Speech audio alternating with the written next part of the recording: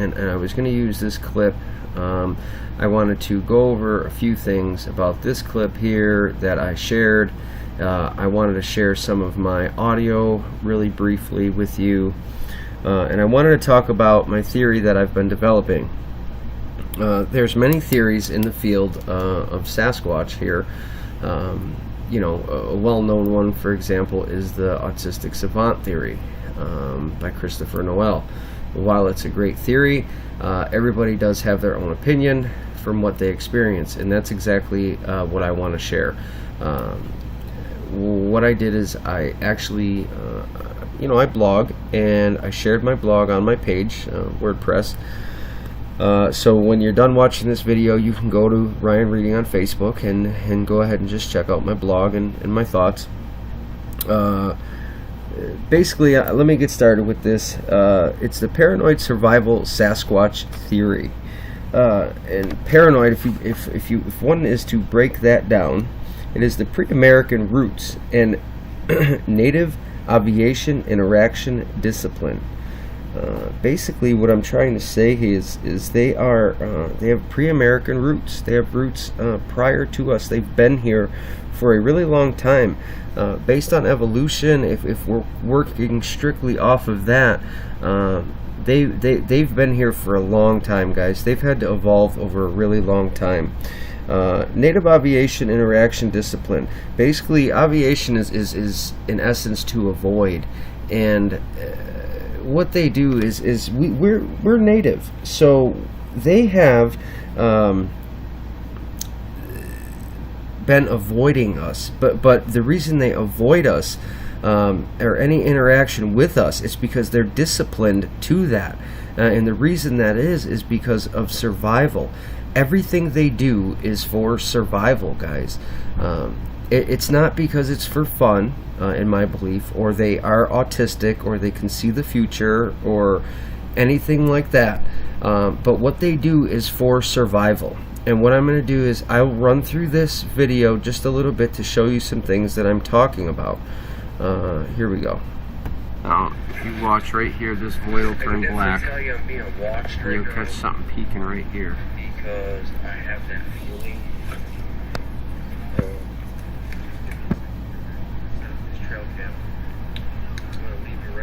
Now, if you watch, you'll see one peeking right there.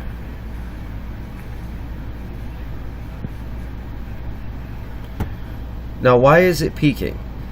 Because it doesn't want to be seen. It looks like it's actually in standing format, but in this, I tell people 90% of the time they're not standing. We're out in the woods beating the bush, and we're looking for something that's upright, walking around, and that's just not the case. 90% of the time they're on the ground, not standing. They're sitting by the bases of the trees, they're in the cover in the bush, because let's face it, guys, if I was 7, 8, 10 feet tall, the best way to hide is to lower myself you know, into a smaller figure, you know, toward the ground, lower, where I can hide. You know, I believe there are reasons that they get up and walk, possibly to hunt or flee from humans. Maybe they're migrating, which we're trying to figure out. Maybe they're just, you know, up and about to counteract what humans do, and I'll show that later. If they're up and about, they're building structures or going for water, but each thing they do, each thing I just mentioned is for survival, especially structures, because I don't believe that they're wasting time just building structures for no reason. It's for a particular reason. Whether it's say, hey, I live here, hey, go this direction, it's their mapping system is what I believe. Alright, let's go back to this. See the movement back there, guys? There's, watch, look at it. You can almost watch its hand. Trying to crawl on the ground. Seen that? Its hand left his mouth. Wow, did you see its hand leave its mouth? Now, some would say, well, maybe it was eating. And, you know, a bear doesn't do that, guys. That doesn't look like a bear to me. So, was that sign language? Was that saying, you know, is that saying some type of, hey, somebody's here, or don't talk? We don't know, but that is a unique capture in itself. Let's keep going.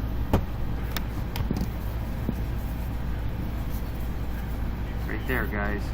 See, it's all black now, and it'll clear up. Gone. See it?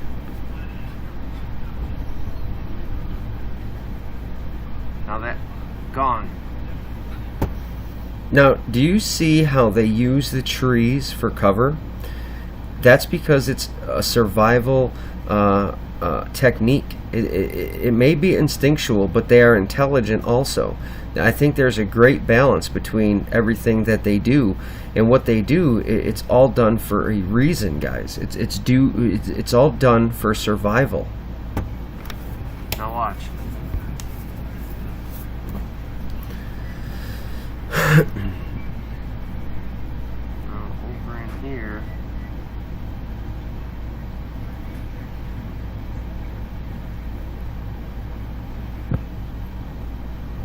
Now over in here, you'll see a big arm. Watch him stand up.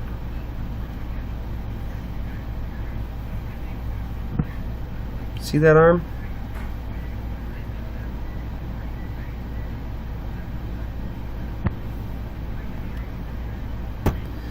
M.K. Davis and Tri-Diver actually did recreations. You can go to probably their pages and check it out, of the subjects also.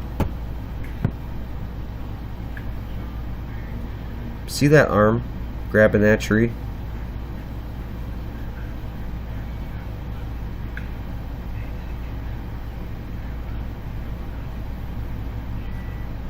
See him stand up? He came up from behind a tree. See his face? The reason he came up there, guys, is because he wanted to observe. He needed to see. He heard something and he needed to see what was going on.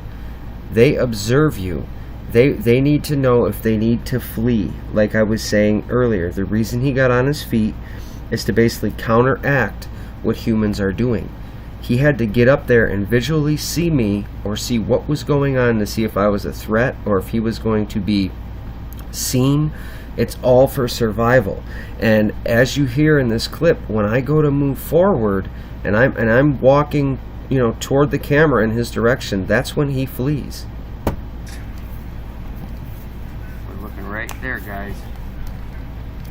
You can rewind it. We were looking right there. See him stand up now? See him looking and peeking, how he's tilted? Get ready, he's going to take off, guys.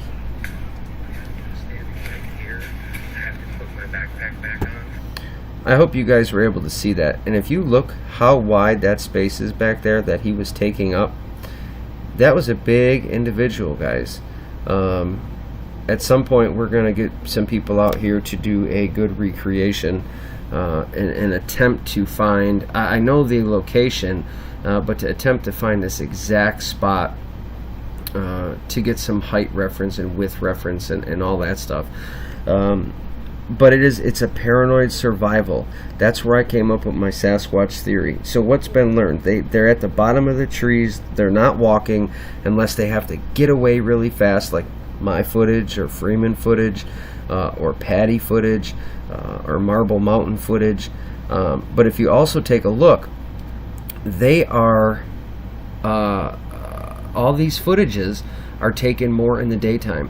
This nocturnal idea that we have of going out at night to hunt them, for lack of a better word, it may not be correct. So don't put yourself into that box. I mean, you're limiting your sight to a little screen, which can only see a few hundred yards into the woods. And then if you do get it on FLIR or something like that, it's usually blobby, or you can't really make it out. But all the clear definitive evidence has come in the daytime hours. The best time hours, the best daytime hours, I believe, are pre-dawn and pre-sunset. Your 5, 6, 7, 8 o'clock. Is it for hunting? Is it for them to get into strategic locations? Is it, when they're in their perfect core environment? We don't know, but we're trying to figure that out. But if you look across the board, most good sightings are in the daytime. So if you do get a chance, you know, go ahead and read my my blog. It's going to be shared on my page. It's the Paranoid Survival Sasquatch Theory. It stands for Pre-American Roots in Native Aviation Interaction Discipline. Because guys, if they were not so disciplined, if Sasquatch was not so disciplined, they would have been discovered by now, guys. It's plain and simple. That's a fact. The structures they build and everything that they do to survive and be so elusive has to be for survival on a daily basis, guys. It's amazing to me. Now what I wanted to share with you is my SoundCloud page. This is where we upload some of our audio, guys. A lot of things that we catch in the woods. We have quite a few tracks listed on here.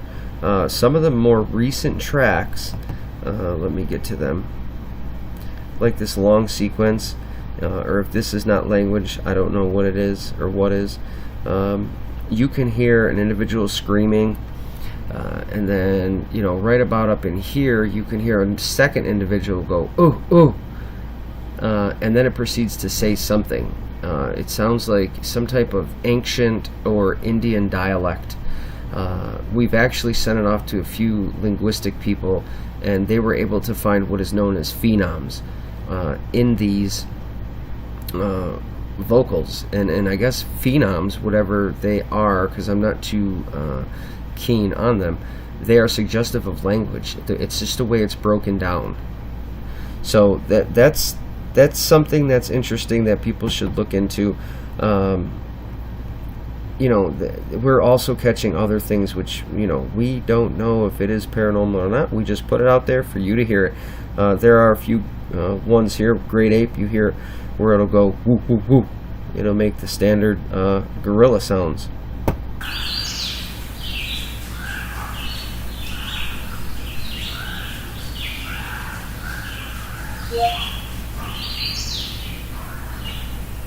Here.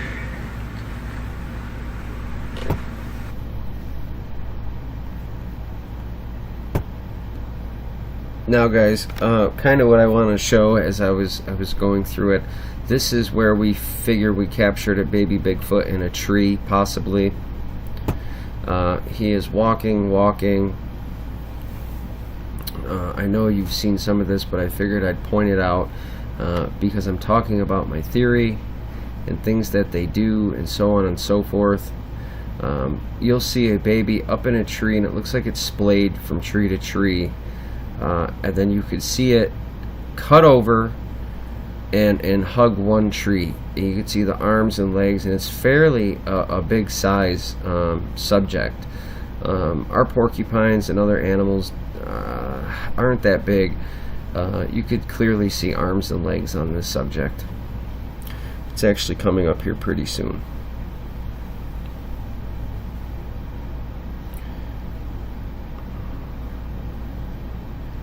Right after this tree, I believe. Just past it.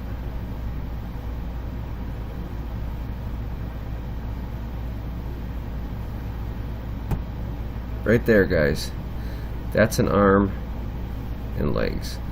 Now, if you watch this subject right there, its arm is on that tree, and it's going to go to this tree, and it almost looks like it wraps around and slides a little bit. Slow it down if you need to. Did you see that? Pretty amazing, huh? Well, we thought so too. So, either way, why did it do that? Why would it go from tree to tree and hide?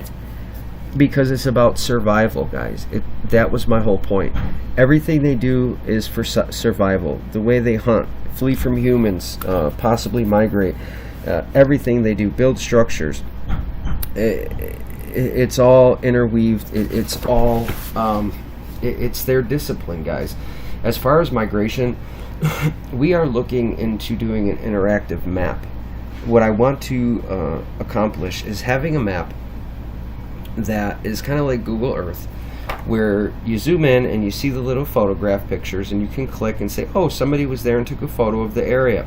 Well, what I wanted it strictly to be, this is what we're attempting to work on, is sightings across America that people have gotten good evidence or photographs of. What we want to do is implement it so you can click on it. Click it, let's say Alabama. You click it, so-and-so shared their photo of the Sasquatch that they caught, the time of day, location, everything, temperature, so on and so forth. That picture comes up and you can see it. What that will give us is a way to test a theory. So we'll start mapping these all over the place, all over the United States, where people can interactively look at it and say, hey, September 17th, somebody in Georgia had a sighting in this location. Let's go there and test it, and let's go spend a week. And if they go there and spend a week and have an interaction or an encounter or something happen, that could possibly mean that is a migration travel pattern from one area to another. And hopefully they will all coincide and link up, and these sightings will fall into what are known as like trails or funnels or strict migratory paths that aren't that differentiating is the best way to say it. And hopefully we can start putting this together, because that would be awesome if we were able to prove this, guys, to show migration. We could basically set up our own ambush and wait for them, if you want to say that, use ambush as the word. But we would definitely wait for them and have all our evidence or all our audio ready to catch our evidence, all our cameras and so on and so forth, and we would be testing our theory. It doesn't have to be that exact location, but very close to or nearby, maybe with even a few hundred yards of the woods, or wherever the sighting had taken place. So if we start implementing that into an interactive map across the board, we've been wanting to do this for a few months now. That would be key. I think that would be a great idea. I know the BFRO does have a map somewhat like that. It's not really a map. It's kind of like a log of all of the sightings that have been rendered to them, and so on and so forth. But this would actually be an interactive map. You would have to pay for it, something like $5 or something, where somebody could go, log in, click, see what's what, where's where, who, what, where, when, why, and how, and they can go test that for themselves on specific dates and locations and everything else. That is our goal. That's another goal. We have many goals, and we're trying to achieve a lot at one time, which is very hard, but we'll get there. Like I tell people, just remain positive, remain steadfast, keep going, don't give up, never give up. It doesn't matter. This species is real, guys. I just want you to understand what we are trying to do. So if you get a chance, please go read my little blog post for my theory. I really think and I believe, guys, that everything they do is based on survival. It's not because they're bored. Everybody has their own idea and opinions, which are great, and I don't knock anybody for that. But I believe it's more for survival, guys. That would be my best guess, because there's no way that they've lived and evolved for so many thousands of years alongside of us, and so on and so forth,